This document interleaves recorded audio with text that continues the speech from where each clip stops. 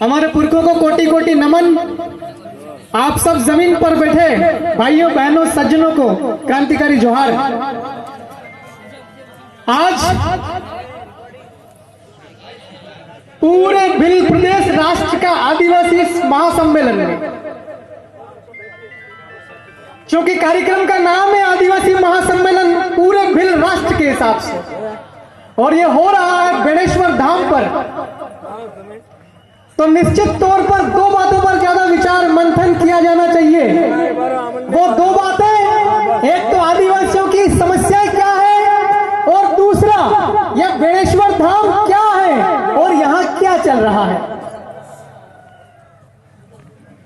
अगर भील कौम की बात की जाए तो जो भील समाज है, भील ट्राइब, भील की उप जनजातियां हैं, मध्य प्रदेश, राजस्थान, गुजरात, महाराष्ट्र, कर्नाटक, आंध्र प्रदेश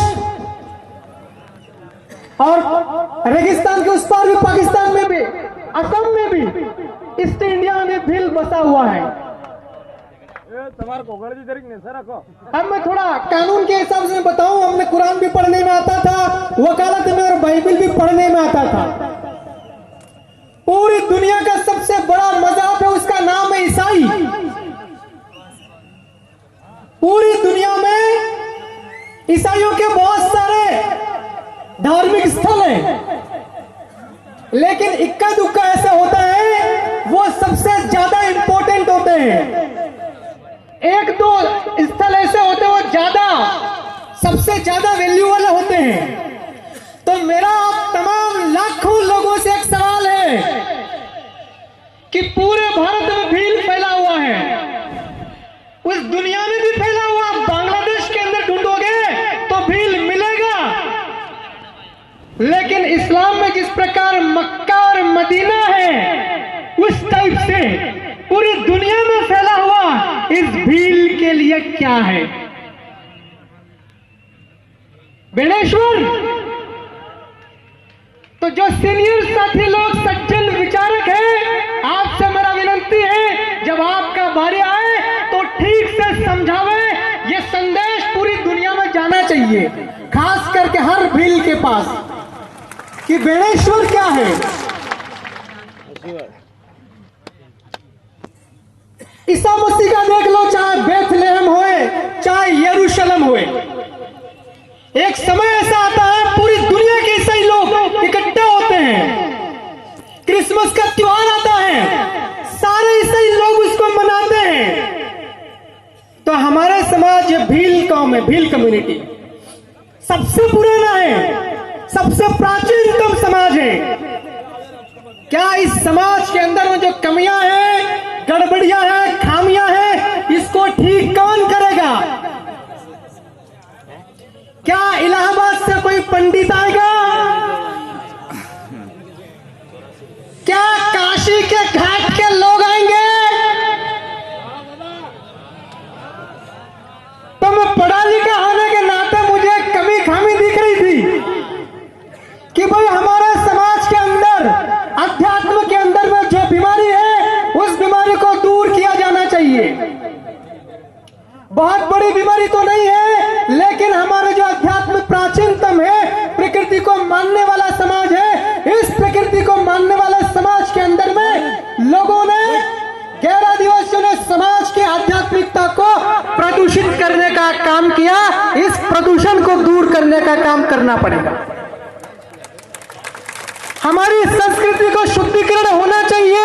हमारी आध्यात्मिकता जो है सचमुच में प्रकृति को मानने वाली, उसमें सुधार होना चाहिए। रहा सवाल जमीन बचाने का,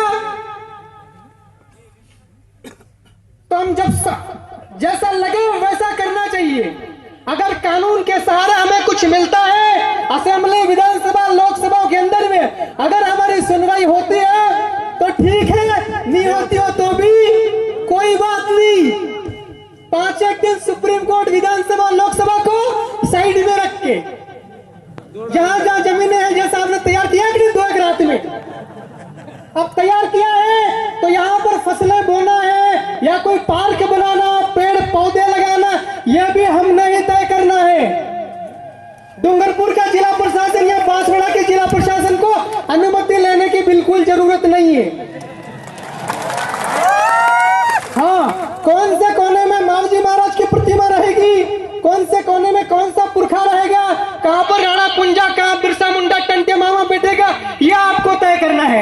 मगर हाँ कर दिया है।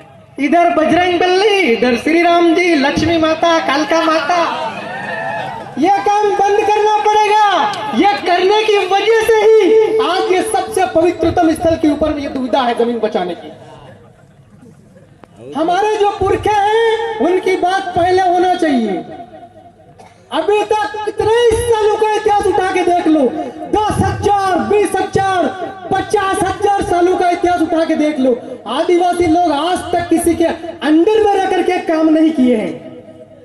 तो हम लोग दूसरों की संस्कृति के हम लोग कैसे अनुसरण करें? हम लोग दूसरों की आध्यात्मिकता का अनुसरण कैसे करें?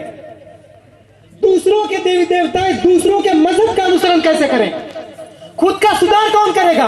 हमें ही करना है। जो लोग ज्यादा पढ़े लिखे, जो लोग विचारक हैं, उनकी यह जिम्मेवारी है। सचमुच का सच्चा संदेश हर एक व्यक्ति तक जाना चाहिए। दोबारा फिर से जोहार पुनः भील प्रदेश को।